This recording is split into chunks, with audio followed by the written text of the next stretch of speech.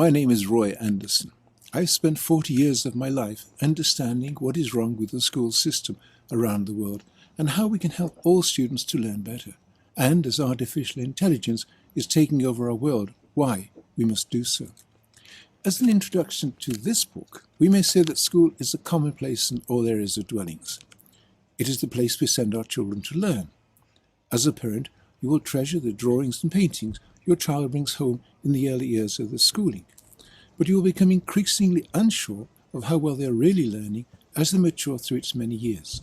Teachers will advise you if your child steps out of line, and you can see by the marks awarded to their work how they seem to be getting on in their lessons.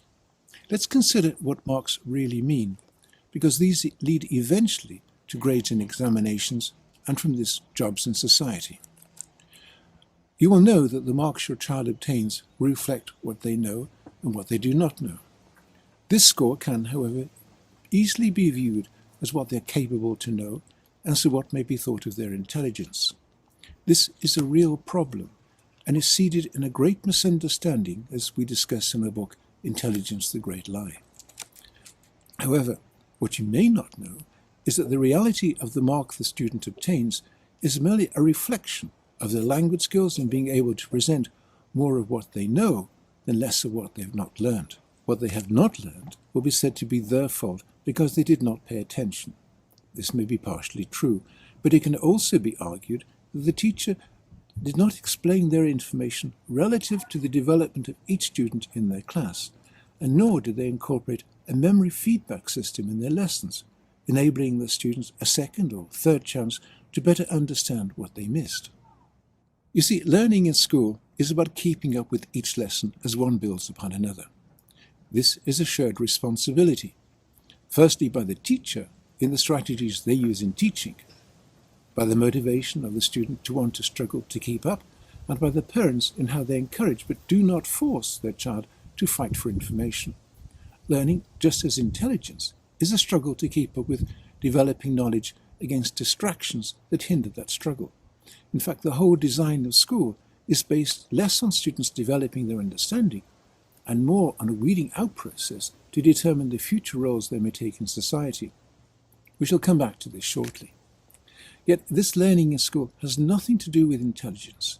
It is based on the students' language skills and their emotional attention to learn the rules of the two languages school works upon. And through this, the interest they have to memorize the facts that enable knowledge to be known and deciphered. However, such mark the child or student obtains is not a true reflection of their understanding. It is based on their language skills and being able to present their thoughts, as we have just mentioned, and this is weighed against the skills and knowledge of others they are being compared to. Such a mark has been derived by the teacher as they base their understanding of what is known to be correct to their personal assumptions of what they think is the average learning ability of the students, and so not really how well each student is learning. So we find that a student in one class may gain marks 10 out of 10, but in another class, and more so in another school, may gain marks 8 out of 10, if the students there are more able. From this, one or two students will be given the highest mark, let's say 10 out of 10 or A+. But the teacher can't give too many students this mark, otherwise suspicion would fall upon them from other teachers and the system that they are not marking correctly, because all know that none of the students can learn so well.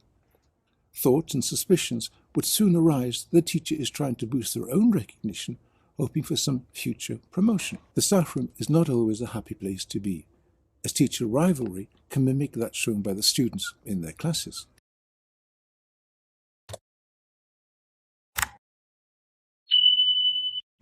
Equally, the teacher will not mark one student, and certainly not more, with a 0 or 1 out of 10, because suspicion would fall upon their ability to teach. What is the teacher doing wrong? So the teacher marks 1 or 2 very highly, 1 or 2 low, but not too low, and the rest about the average. Everyone is happy, except of course for the parents who demand their child obtain a higher mark than that was awarded to them.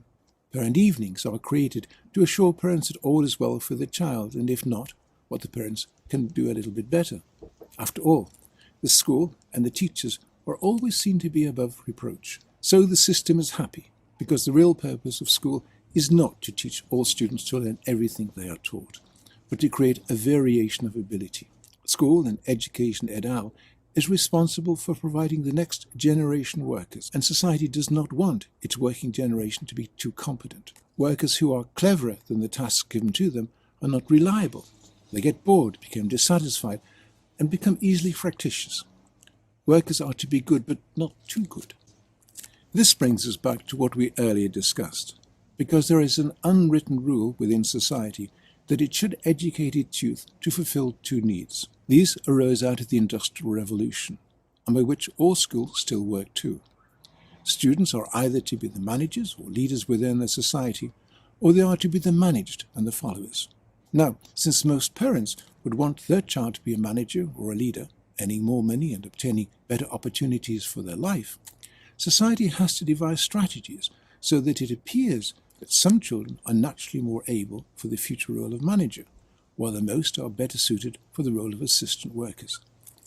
There are numerous strategies that a society will create to make sure that all children do not do well in school. There will be strategies within the structure of the society itself, where parents would be better or worse educated or guided to know how to raise their child for school and how to assist them through its many years of learning. Finland broke out of this by teaching mothers how to read stories, so that Finnish children acquire high language levels which their educational system builds upon to make it the best in the world. And of course there will be strategies laid within the school itself.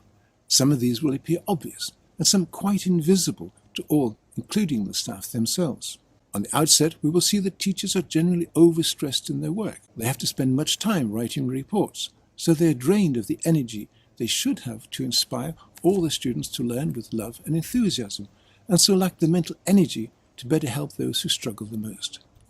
These reports are demanded by the administration, which they use to satisfy inspections and queries from above, which question why they are not one of the better schools, and if they are, what they may otherwise be doing wrong. Whether government or private, the school leaders are accountable for the success of the school, for all schools compete in a league table. This success is most seen in the grades that students earn in examinations.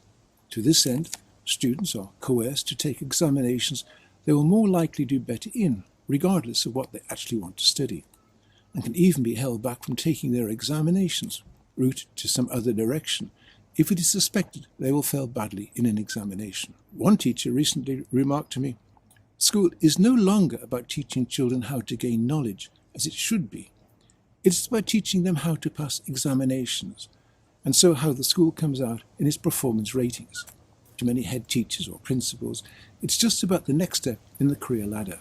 Then we come to what it is really all about, the teaching of subjects and how students are to learn. Whatever new teaching practices are engineered to try to help students learn better, they fail for two reasons. Firstly, the ratio of teacher to student is too high to enable each student the time they individually need to keep up with all the information they are to know, so that a range of ability is very easily gained. Secondly, the degree of knowledge the students are to know is progressively and unnecessarily increased to weed out those who will not be selected for the managerial stream. All this failing lies very neatly, and is caused to be so, by the use education makes of the idea of an inherited intelligence. After all, when a student struggles too much, or a school is located in a poor area, it can too easily blame its poor rating in the league tables by blaming the students. Too few schools and too few teachers know how to raise the learning ability of all their students, as Jamie Escalante did in the movie Stand and Deliver. Not because teachers are less able, but because they were raised, trained and conditioned in their work to too easily accept the confusion of the students in the learning they make. Learning in school has never been about intelligence. It is only about learning how to handle the rules of learning, which any normally born child can easily do with the right guidance from parents and teachers. What you will find as you move through the many pages of this book is what the illusion of school really is, and why it is created to give a belief within educationists that they are doing the best they can, and one within the public, the parents, that all is well with the development of the future workforce, their children. All this is set to a plan of population control that was never for the better learning of children, but is now seriously and in view of the exponential rise of artificial intelligence, very dangerously out of date.